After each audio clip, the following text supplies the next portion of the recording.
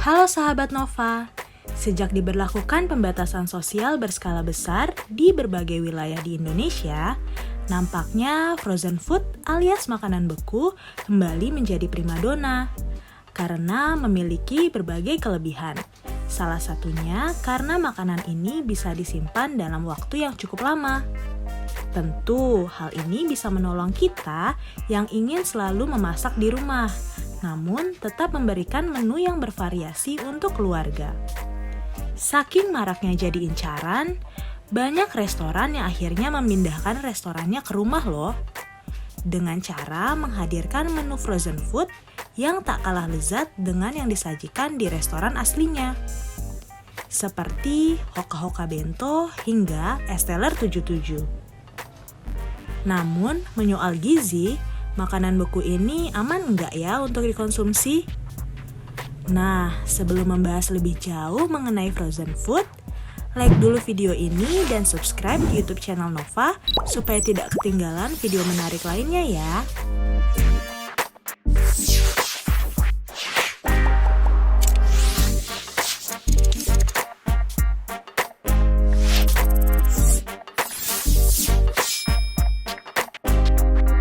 Dr. Diana F. Suganda, spesialis gizi klinik menuturkan, frozen food masih memiliki gizi yang cukup jika hanya dipanaskan satu kali saja. Namun, jika sudah berkali-kali dipanaskan, protein di dalamnya perlahan akan berkurang. Eits, tapi bukan berarti frozen food baik untuk dikonsumsi setiap hari loh ya. Makanan kemasan yang dibekukan seperti nugget atau sosis justru tak boleh kita konsumsi setiap hari. Sebab makanan tersebut seringkali mengandung banyak unsur kimia seperti sodium atau natrium. Padahal setiap harinya tubuh kita hanya boleh mengkonsumsi natrium tidak lebih dari 2.300 mg.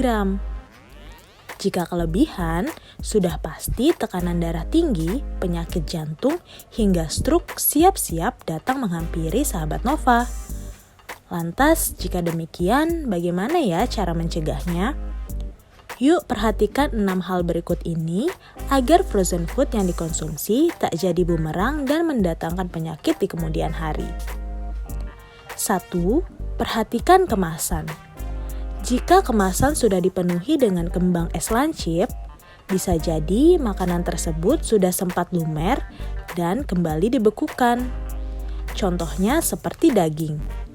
Jika sudah dibekukan, lalu lumer dan dibekukan kembali, sudah pasti kualitas daging akan merosot dan tak sebaik pertama dilumerkan. 2. Proses pencairan. Hindari penggunaan air panas hingga suhu ruangan saat proses pencairan frozen food. Sebab bakteri yang sebelumnya ikut beku di suhu ruangan akan berkembang semakin banyak dan membuat makanan cepat basi sebelum diolah. Cara yang baik adalah dengan memindahkan frozen food terlebih dahulu dari freezer ke rak khusus di dalam kulkas, sehingga proses pencairan selesai. 3. Wadah khusus. Simpan frozen food dalam wadah yang terpisah dengan makanan lain, dan pastikan suhu kulkas tetap stabil. Sering membuka tutup kulkas juga bisa menjadi faktor penurunan kualitas makanan. 4. Langsung memasak. Olahan makanan tanpa pengawet sebaiknya langsung dimasak, sebab olahan tersebut biasanya hanya bertahan sampai 2 atau 3 hari saja di dalam kulkas. 5. Cek bahan yang digunakan. Saat membeli frozen food, usahakan cari produk yang tidak mengandung banyak gula, natrium, atau saus berkalori tinggi. Karena bahan tersebut bisa memacu penyakit jantung hingga stroke. 6. Label kandungan.